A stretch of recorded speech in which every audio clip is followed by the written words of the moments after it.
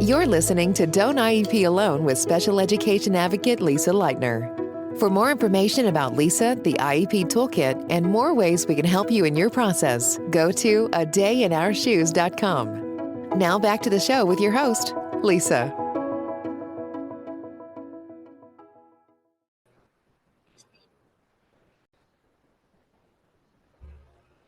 Hello, and welcome to another episode of my simple little podcast about IEPs. I'm Lisa Lightner, and this is Don't IEP Alone podcast. So listen, there's a lot going on right now in the planet, for sure. Remember that the speed and frequency and intensity of what is going on right now is absolutely intentional. It is designed to overwhelm you. It's by design. It's a feature, not a bug. So that is why, you may hear me comment once in a while about a few things, but for the most part, I have made the conscious decision and to be intentional, and I am staying focused on health and education, because even those things, staying focused on those two things can be overwhelming at times because there's so much going on. But health and education is what affects my family the most right now. So this Department of Ed thing, a couple of setbacks. Of course, he appointed Linda McMahon, who she's not experienced. She's not a good fit for the job. She lied on her resume. He's all about style and flash and not substance. And she doesn't care if the Department of Ed is no more. It doesn't affect her at all, or anyone in her family, right? So he appointed her, she got approved, and of course the first order of business was basically to dismantle the Department of Ed. And then states sued, lots of people sued, and we've had a setback with the Supreme Court, which, I'll be honest, I haven't read all of it yet, because, again, the amount of information coming at us right now is overwhelming.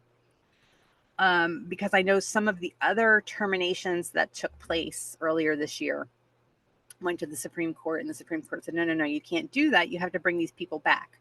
For whatever reason, the Supreme Court said that these firings could stand. And we're talking about, I think, 1,400 or 1,500 people that, got fired. And again, the Supreme Court said, yep, that's okay. He can do that. I don't know the details. So those folks are not coming back. And I think it's important to know, if you didn't know this already, that a huge chunk of who was terminated was the people who run the Office of Civil Rights. It's the attorneys who investigate the violations and things like that. So those people are not coming back anytime soon. I guess we can hope in 2026 or 2028. That's another podcast for another day. So please, if you're upset with what's going on right now, please don't wait till 2026 to do something about it. It needs to be a sustained effort. Every day you should be doing something to push back. Anyway, so those people are not coming back. The other piece of this is, and this has been going on now for about 6 months, is this whole thing about returning education to the states. And I know I've ranted about this on podcasts before, because didn't hear that episode or 2 or 3. We have the GEPA, which is the General Education Provisions Act, which was a law that happened in 1974, more than 50 years ago. And what that law says is that the federal government cannot implement curriculum. That it basically is leave education up to the states. That's what the GEPA of 1974 is. So this whole concept of return education to the states is just nonsense, because it's always been that way. And that is why, if you follow my Facebook page and things like that, and you know that I reach a national audience, you see a huge discrepancy in like some people have to do this and some people have 5 days, and for ESY we do this, and some that's why it varies so much, because education has always been left up to the states to implement. Where was I going with this? Okay, so there's going to, I'm just reminding you of that. Education has always been left up to the states. We are losing critical protections. So if I had to advise my clients, and I am advising my clients and friends to do these 5 things while this all is going on. First of all, you need to engage and learn what your state's regulations are as compared to IDEA. If they're going to leave education up to the states, then you better know what your state calls for. Okay. And, all the things that go along with it. What does your state education code say about special education? What are your grievance options, complaint options, things like that at the state level? Our battles have always been at the state and local level anyway. But anyway. The other thing is that I would work on building relationships with your school team, your IEP team, your child's medical team, if they have a wraparound behavioral health team of any kind. Collaborations and partnerships, we're all in this together. So try to approach it from a less adversarial standpoint or a less contentious standpoint, not going into it expecting conflict, and try to really focus on building relationships and being a lot more collaborative going forward. The other thing I would do is I have a course, I have a mini course, I think it's $7 or $10, something like that, on IEP progress monitoring. You're going to have to really stay on top of progress monitoring, understanding exactly where your child is, where they're headed, at what pace they're headed in that direction. Are they working toward their goals at a meaningful pace? Do they have the supports, and so on, and understanding how to use that process to keep your child on track. Okay. The other thing is, the fourth thing is, maybe I don't have 5, maybe I only have 4. Connections with parents in your local community. I, of course, have my online village, which is village.adayinourshoes.com. You can ask questions there, vent, share ideas, whatever, on a national level. And online friends are fantastic. I've had online friends now for many years, like many of us have. But also make those connections in your local community.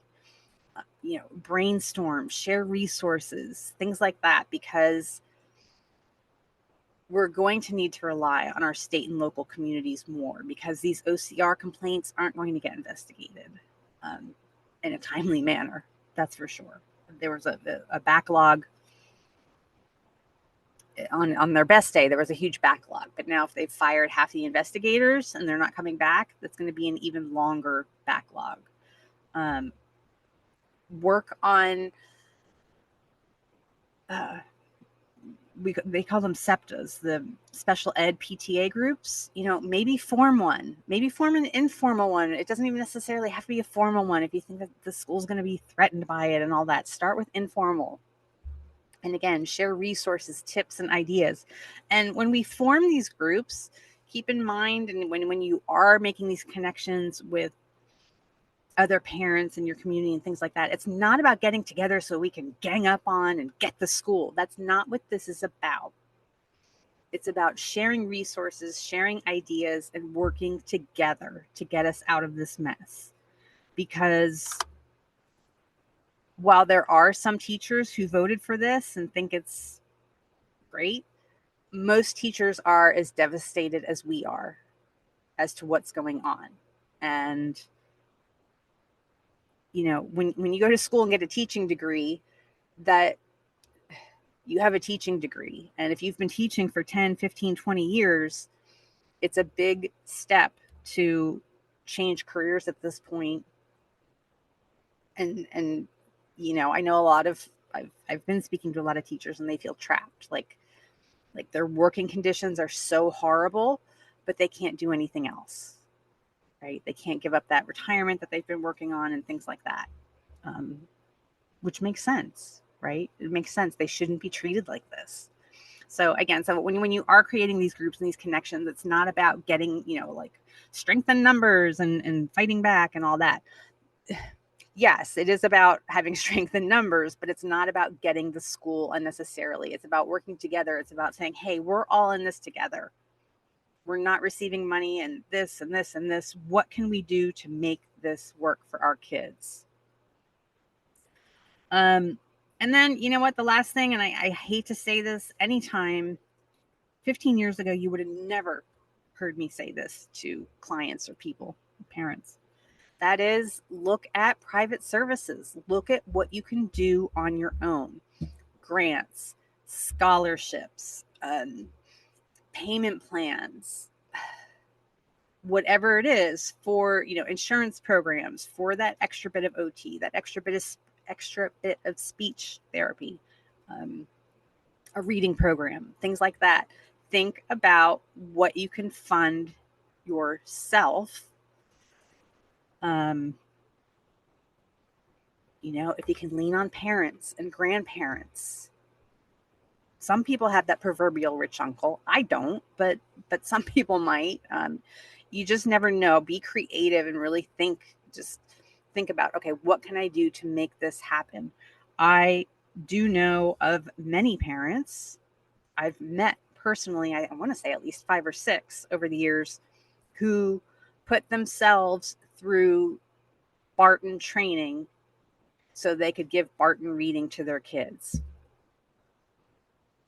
It's not ideal. I'm not saying that's an ideal solution, but it worked and their kids can read now, right? So again, it's this out of the box thinking, how am I going to make this work?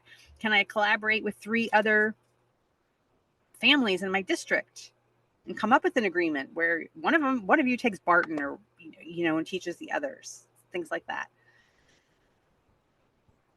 Our state, remember, our special education battles have always been at the local and state level.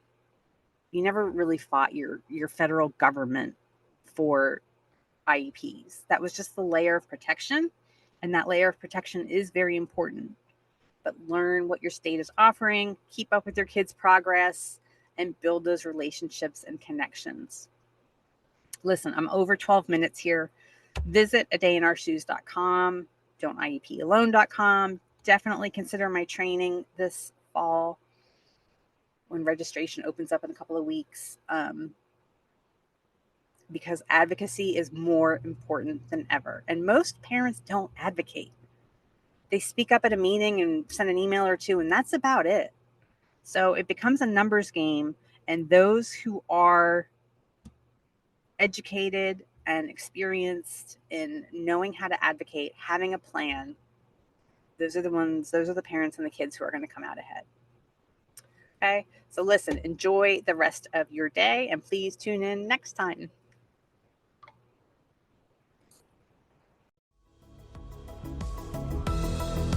Thank you for listening to Don't IEP Alone with special education advocate Lisa Lightner. We're so glad you've joined us and would love to connect with you outside of the show. For more information about Lisa, the IEP Toolkit, and more ways we can help you in your process, go to adayinourshoes.com. From self-care tips to common IEP mistakes, there's even more to explore.